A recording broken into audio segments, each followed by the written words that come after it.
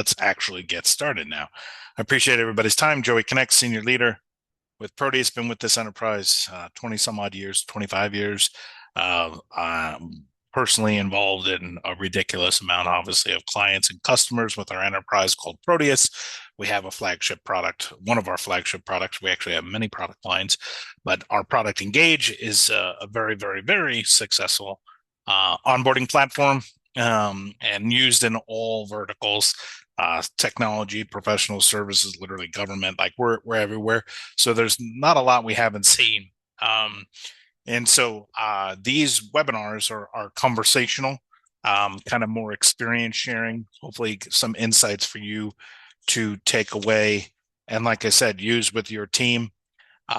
There's also, I try to inject a little bit of fun into it. If any of you have specific questions, again, one person rodeo, put them in the comments and I will do my best. I will, not my best. I will get answer you, answer your question, especially if there's some contextual environmental things that you have that are a little bit unique. Obviously, this is a webinar, so it's a little bit more generalized. If you have some specific questions about a specific vertical or use case or industry, please fire that away. And I will get you covered. For the newcomers here, as I keep letting folks in, this will be recorded, the deck, and then the additional resources will be sent out to you post. So finding balance between manual and automated in your client onboarding process. The reason why I brought this up or put it out there as a potential topic, and many of you clearly are interested in it, with the proliferation of AI and some other things out there, tools, emailing, of course, is not new, but we have in many of our kind conversations, new customers coming to talk to us. They kind of went a little too far in the automation and they're red dotting on quite a few things. So all joking aside, we're trying to find the porridge, right? That's just right here. And with the three bears, I don't want to get into licensing trouble here, but everybody kind of knows where I'm going at. It's not like we're against in our enterprise automation, clearly not. We also are not big fans of heavy manual either, right? So we're looking for what's just right. So I'm going to kind of take you through a journey of the pros and cons, obviously, also ways to identify maybe some areas where you are a little too leaning in one way or the other. But all joking aside, we've seen many companies come to us, and I asked they're a prospect to our company Engage, and I asked them kind of, what are you doing today? And they're like, oh, we're fully automated, but we're experiencing a lot of churn, or the clients are not happy, and da da da da da, right? And so kind of a big red dot. And so we actually have quite a few clientele that are new clients to our organization that we're weaning them down from the craziness of just full-blown automation. And again, nobody here is anti-automation. It's just when right. And so we're going to kind of unpack this a little bit because it's kind of logical you would see this happening just with all the things that are out there. But let's dive in. So the stakes of onboarding, I think most of you on this call today, more than likely, obviously are involved in some capacity onboarding. Everybody's stats are a little different depending on your vertical and everything. And but ultimately, it's a huge impact to the organization. And for some of you, I we're doing our next webinar. Oh, yeah, I think it's our next webinar actually. Is also the balance of getting somebody live and actually adopting, if your software or a service or something, is also kind of interweaved in this. And I think the next webinar I'm doing is specifically around that, because well, it gets all kind of foggy here, but you got time to value. People frequently forget the word value in that. They're just live. Live isn't creating value. Live does not also mean adoption. And so there's a lot of words that I always try to kind of harmonize for you, because I don't think being live is worth anything. And I stick to my guns on that. And so we'll continue to unpack in the next webinar that kind of conflict zone, basically. But that also applies here, where obviously how much automation you're leveraging in the customer journey, the new customer journey, we are seeing it again being over leveraged, and it's hurting the customers quite a bit. I will put some quotes around some of this here because some of you are like, Joe, it's not a problem for us. Okay. If you're a SaaS product, like less than $100, I get it. Um, when I talk about these things, I'm typically talking about more complex onboarding services, um, you know, SaaS products, more complex SaaS products. I'm looking at a level of investment that is north of 5K, 10K or higher. Like, so a little bit more sophisticated. I know I'm saying that wrong. Sales, right, and higher dollar amounts. Clearly, if your product is $50, yeah, automate the hell out of it. It should be automated. So if you're grumpy on that front, now you're released because yeah, that's fine if you're selling $50. For the rest of you who have something of more complex value, a little bit more obviously around that, then this is very important for you. Okay, so obviously one of my things in every this slide is literally for your returning customers. You can vouch or prospects and customers. You can vouch that this is in every presentation, and it's just the state of onboarding. And again, uh, it is just a lot more people, a lot more silos, a lot more communication, a lot more customization requirements, just much more complicated. This starts in the sales process, which our product is used a lot for also, but then also definitely continues in the onboarding process where there's a lot of stakeholders and different folks on both sides of the equation.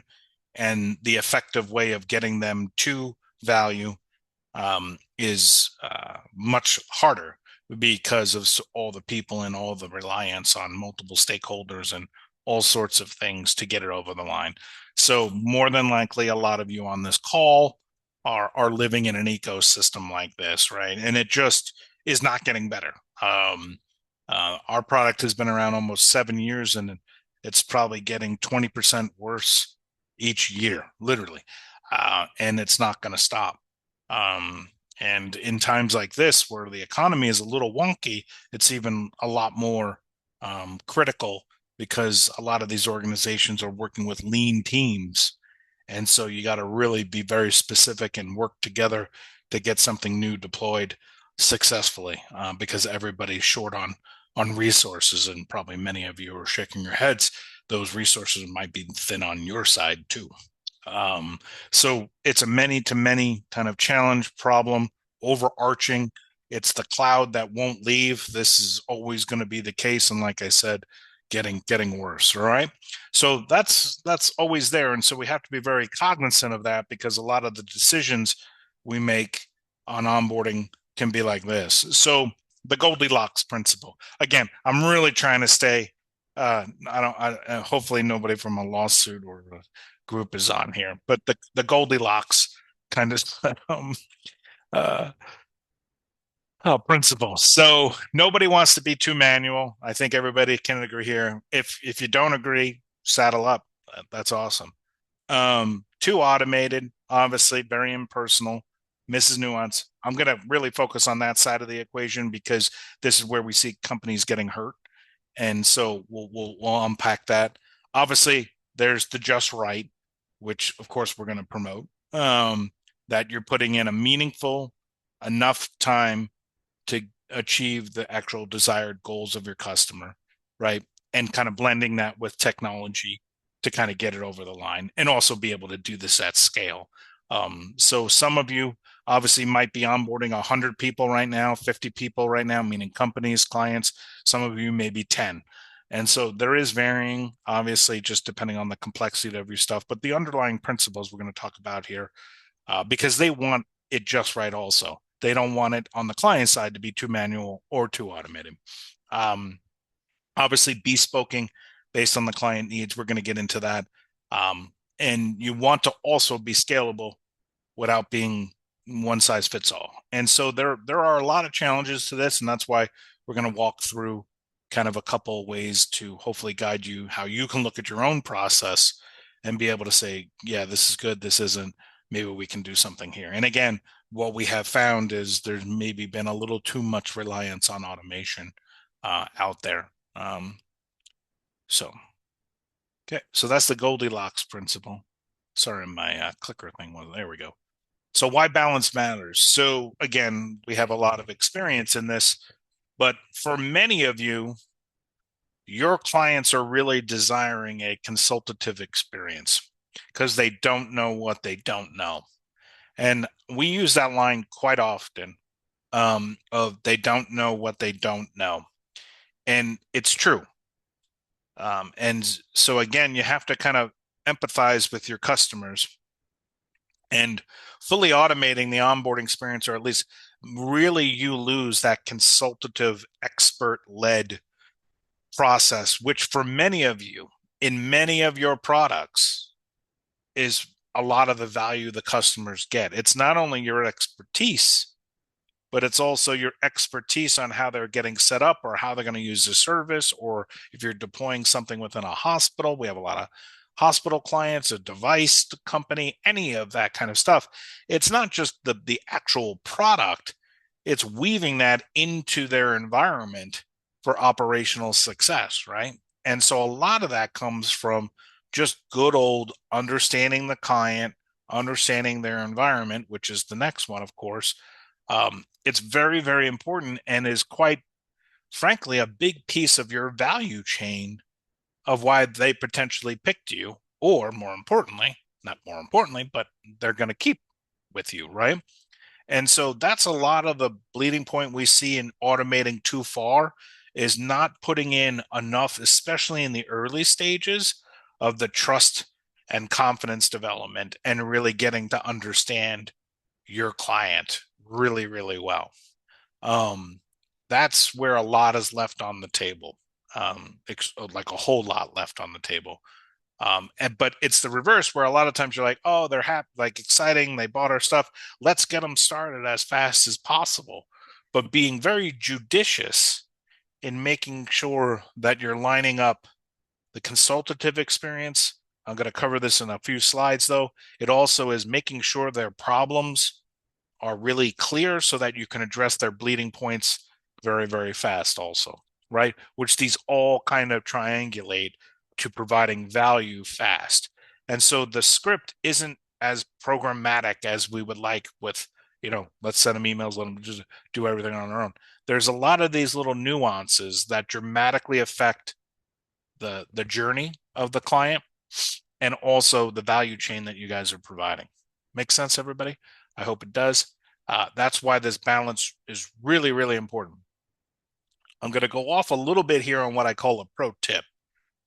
The reason this pro tip is very important is one of the passion projects for us with a lot of our clients too is optimizing the onboarding experience and the consultative experience to better help them identify net new revenue and cross-selling.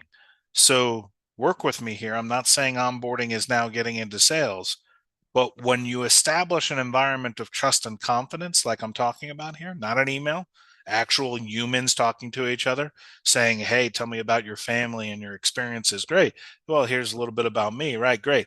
All right. Help us unpack the environment. What are the breathing points you guys are working against? They're going to start to build that trust with you.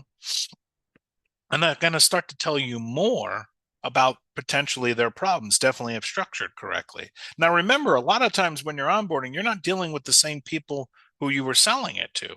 As in many cases is a whole new team, or many of the team members they're new. So one, you're kind of building the trust historically of why you picked us.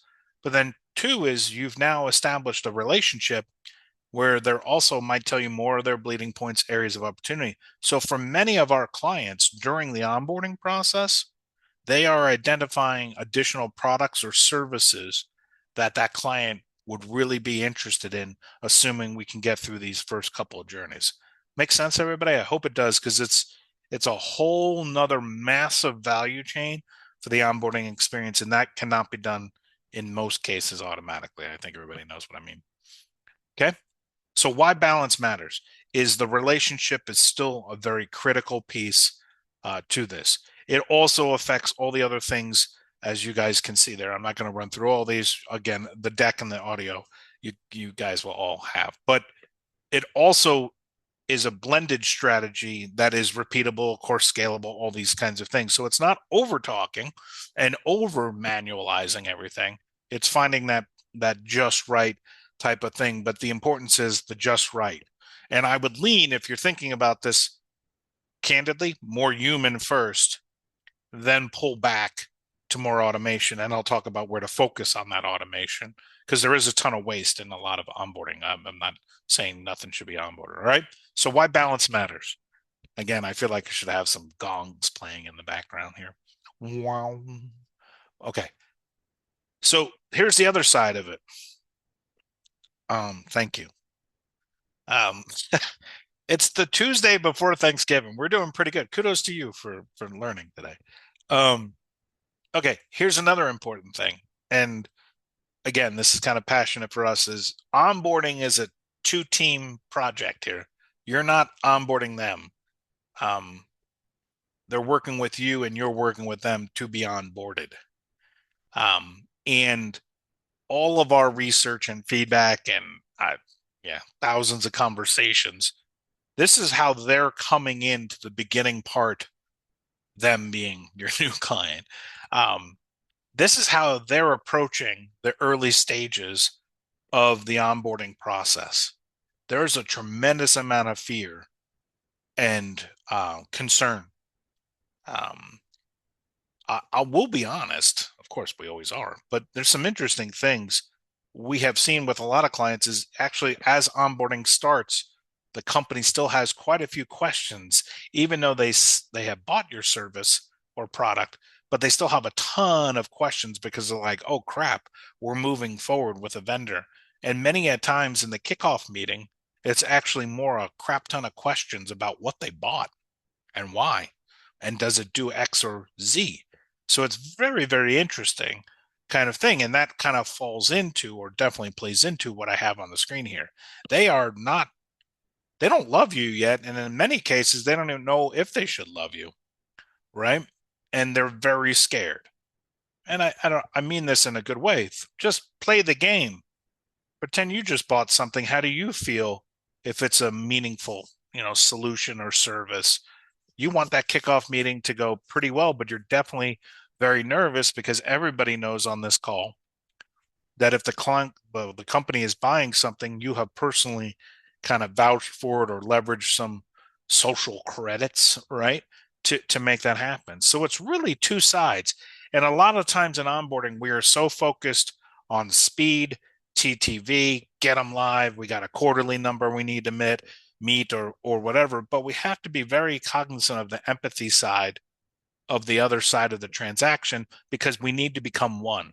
We need to do mutual, and everybody knows, or based on our product and we look at onboarding as again coming together, mutual, because that's where the greatest value is going to be created for both sides, literally for both sides, right? And so I'm very adamant about this. If you get into like a little bit of wars with some internal teams about speed and a lot of these conversations, share this slide because this is literally the truth about your clientele. 100%. They're like no doubt. Okay. So let's talk about some of the kind of the risks of over automating. And I want to be clear here. I've said it like 4 times already, but I'm not against automation. It's just over it can become addictive. Like we can just erase humans. Like, I'm joking, obviously, but like AI, right? Like, oh my God, like just have them go to a screen and the robot's going to do everything. We're not there yet.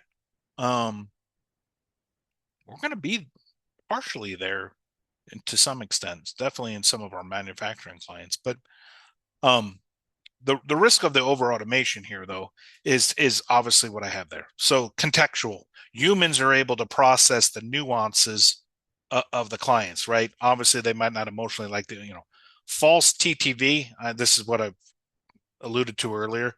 Um, they're not adopting it. They might be doing some of your setup stuff, but they really don't know what to do. And human judgment, and to me, when I say human judgment here, it's the nuances of making sure the problem they have the most, they being the new client of yours, you're prioritizing the onboarding to meet those problems sooner and faster. And so we always think of onboarding as it's not a linear process. You want to understand the greatest bleeding points for the customer, unearthing those obviously through conversations, and then aligning the onboarding experience to get those quick wins, celebrate successes, right? All these kinds of things. And through conversation, you typically can figure that out. And we have a lot of resources on our website to do that. The warning signs, of course, people are, you can, whether or not an email was read or not is not really intelligence. That's just stuff. So you guys kind of get it's a delicate balance, and the risk of over automating is the risk of a tremendous amount of intelligence being lost, and of course, value to the customer because they really wanted greater help. And I think if you guys think about it, you've all been through a product that did too much automation, I'm assuming. You get to the end and you're like, what's the deal? Like, what do I do now? How does this actually solve my problem? Right. And you start to get, yeah, non-operational. You know where I'm going.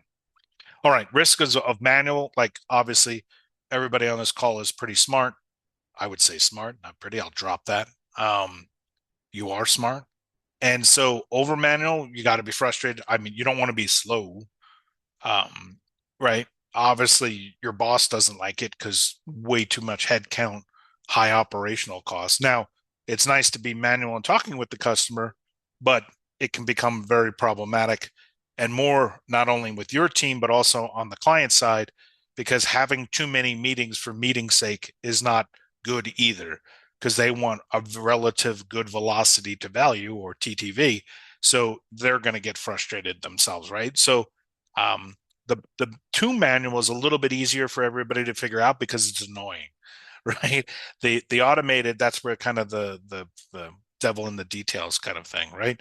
Obviously, you guys all know these kind of things here, but ultimately, it's about identifying out of these the crisp ideas that then can be leveraged or automated to a certain extent. Now, um, the inconsistency in the customer experience, of course, is where we focus a lot with our clients because if it's too manual, it's going to be very inconsistent with your team. If you have three or more onboarders on your team, it becomes three or four different ways you're onboarding. And yeah, it's not repeatable. And so yeah, obviously for scalability, for measurement, for optimization downstream, and then also having those bespoke experiences based on the customer type or archetype of those customers. We'll talk about that here in a little bit. You can emulate the feeling of a lot of automation because it feels very bespoke to them, but you're still touching them at the right points to yield the outcome, which is them getting the value, right? And obviously, if it's extremely manual, you're going to have a horrific time to value typically. I mean, just in spirit. All right. All right. Diagnosing imbalance. So there's some prejudice, I guess, around how some of these things I think, but I do in spirit, I'm trying to up level kind of the identification points here. I like to get to devil in the detail. Like I love data. We love data. We have a product obviously that generates a lot of data. So we help our clients obviously identify these challenge areas or areas of opportunity. We always like to kind of phrase them as areas of opportunity because it's continuous improvement. It's you make some decisions that literally you make some decisions to be inefficient first to then become very efficient. Does that make sense to everybody? Like that's what piloting and trying ideas is all about. That's where continuous improvement comes from. Not every single thing we try works perfectly. No, you measure it so that you can get better. So when I say diagnosing, to me, These are really like mini experiments that we're always doing related to different elements of an onboarding process, the kickoff meeting, the follow-up process, the data collection, integration concepts. Yeah, we have a baseline of how we like to do it, but then to really get optimized by client type, vertical, integration itself, Oracle or SAP, right? Like you can start to have a lot of fun about trying to identify the imbalances in there. And so identifying bottlenecks, obviously, you guys can all read, you can kind of get the vibe of where we're going here. We typically, again, for you or anybody, simple ways of doing this, we call it like bracketing, 30 day, 60 day, 90 day, 120, whatever you want. Say it's 4 of them. Clients are launching by type, meaning when I say by type, typically we're talking if you have a product that you're selling into financial institutions and hospitals, just keeping it simple, that would be kind of really unique. But you know what I'm getting at. So take those 2 verts, and then those verts mapped against 30, 60, 90, and 120 days. How are they being launched? What's the efficiency of those launch? And then where are the bottlenecks? Obviously within those, because the bottlenecks more than likely, when you try to do a one size fits all, you fail because there's too many exclusions. You're like, oh yeah, but or too many or excuse, right? So we try to mitigate those by let's all just be reasonable here, that by this client type and or dollar size or module or service you're delivering, right? So you can mix and match this quite a bit on your end, but then just lay it out. 30, 60, 90, 120. Customer sat, were they happy? Your team, were they happy? What? Yeah, talk to your own team. What? Um, the client, talk to them. What? Yep, exactly. Um, Mapping it across that and being candid, you're going to be able to start to identify quite a bit of those inefficiencies, right? Pretty quickly. Should they be automated? That's dealer's choice. This is where the power comes back to you. We don't know. You have problems or areas of opportunity, dealer's choice. You pick the resolution, right? So a lot of times it starts with the simple mapping of that. And many of you might not even have differentiations between that. Great. Start with the base one. Start with your base one. And then over time, start to split that out. And many of you, when we first start talking with clients, they're like, well, we really don't bifurcate or trifurcate. I don't know if that's even a word, but you know what I'm getting at. And we're like, no, well, let's think about it. No, it's the same product, but maybe at the end of the onboarding, many of your clients integrate, I'm making this up, with QuickBooks or Peachtree or whatever, right? So maybe it's just the integration piece of your onboarding. Or if it's services, when you deploy a service to a sales team or an admin team or whatever, it's a different experience. And so it doesn't have to be the whole onboarding is different, when in fact, typically it's not. It's just to cater it to the specific client type, use case that they're using the product for, right? Might have a different experience. So all of a sudden, as you start to talk this out, and we always laugh, people's eyes kind of light up. You're like, no, you actually have 7 different onboarding experiences or 12 different and everybody's like, wow, you're right. We didn't even think that. And then within those, what are the inefficiencies, right? And so when you start to get it at that level, you start to find these a whole lot more, because people are like, oh yeah, no, we always get hung up on X or hung up on Y, right? And so these again are all the terms that kind of help you identify those imbalances. And it's very easy to do. Obviously, what I just stated is very easy to deploy. And that's kind of your starting point, right? And then from there, obviously, working those in accordingly to your, should this just be automated? Should this be part of the mutual plan? Should there be automated follow-ups? So for certain things, automation helps you progress the relationship. So the rewards, again, I cannot understate, overstate. Like, it's building that early trust, right? So the state of just right. So too much automation, missing a lot of value chain, too manual, clearly a lot of frustration.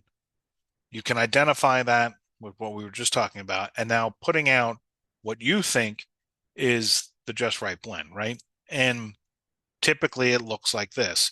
You're going to lean towards strong early trust and a lot of relationship development to diagnose a lot of the stuff that I was talking about, the value chain, the priority minded, getting their red dot items attacked first.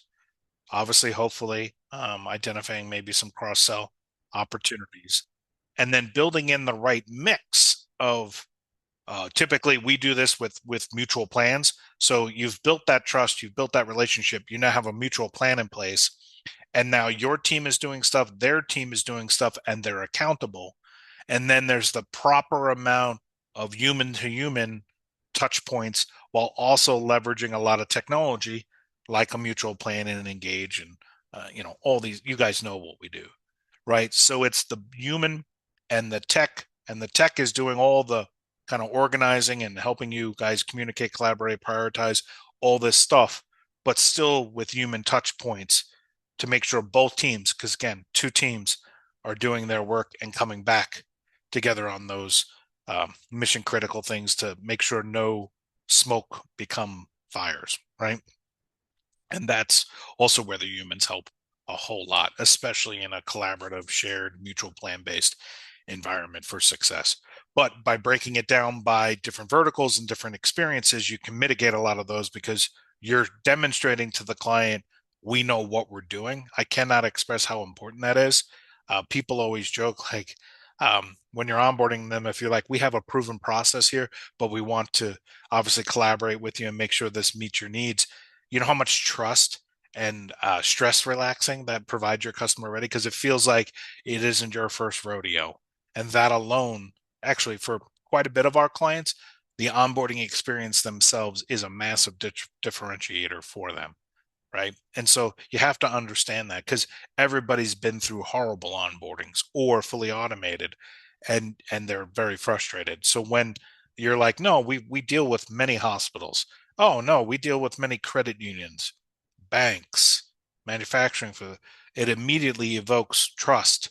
And then when you're starting to take them through it and equipping them for success with the right technology and automation, good, they can be rock stars internally, but then they still have those outs to work with you physically is a huge differentiator for the firm, and repeatedly see that in follow-up meetings and results of the onboarding process because they're starting to do more with you very quickly.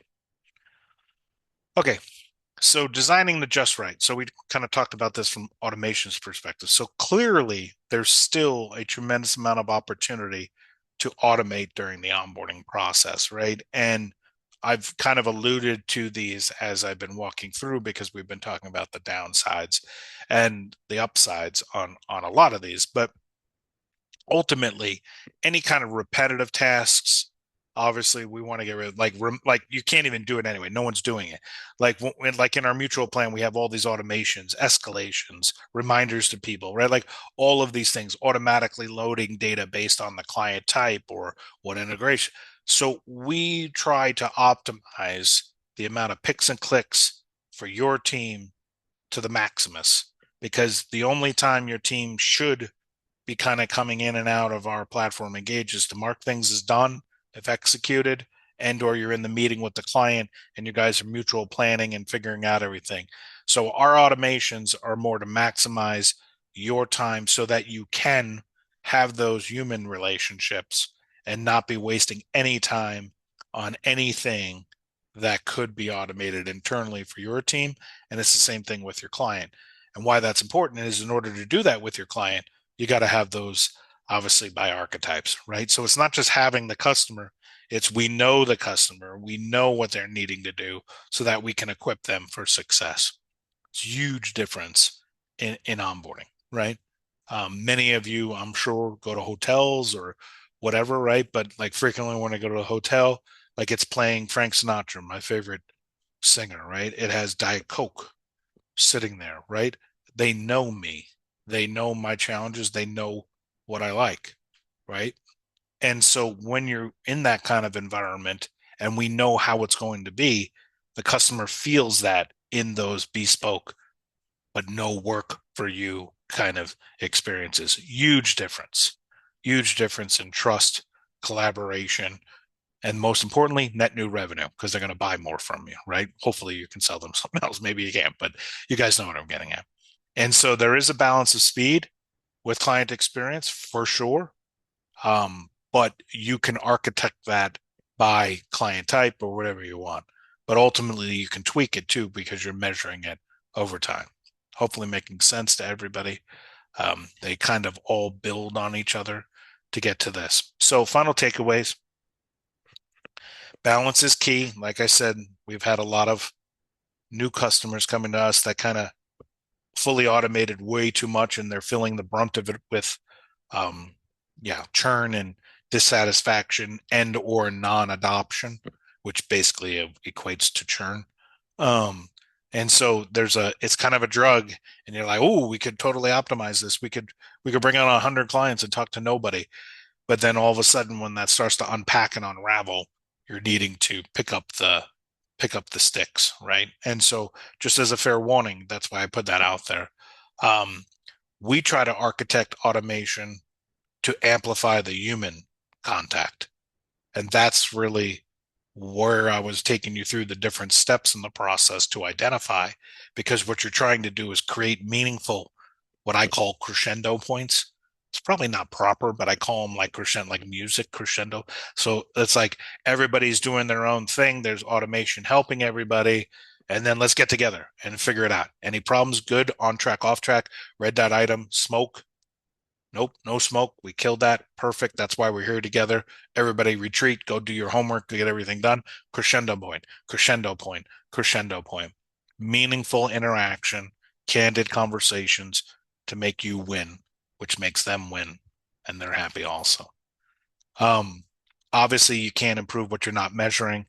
So obviously, that's the other big purpose of all of this too, is to continuously experiment, try out new ideas around this, and then carry that forward into more customized experiences. Like I said, so you might start with three different experiences, but then over time, you're going to make this even more specific to your client type or deployment type, etc., which allows you to get even more meaningful and trustworthy consultative activities going on and trust to drive that value. Okay. I won't talk to any of you till after. Well, I guess we frequently have international team members, so it's Thanksgiving coming up in the U.S. And so for many of you, happy Thanksgiving. Hopefully you have time with friends and family for meaningful conversations, human connection, and not an automated Thanksgiving. I'm just being a kind of a stickler there. All joking aside, hopefully everybody has a safe Thanksgiving. Couple item of note, of course. All of this information will be shared out, of course, with some additional resources. And I also always make available my calendar for anybody who wants to brainstorm your environment or help unpack specific challenges or areas of opportunity within your group. Um, those conversations kind of are just like what we're doing here. Tell me your ecosystem, your environment, the challenge, or the area of opportunity you see, and see if we can help share good, good intel for you to make great outcomes. Again, the intent of these is hopefully, even if you're not a client, obviously we would love to have you because we do this. But I also just try to equip everybody with the tools and the ideas to, improve your team no matter where you are in your growth journey. And I hope you feel that and take that and improve. So again, happy holidays, everybody. Happy Thanksgiving, and we'll see everybody at the next webinar in December. Thanks.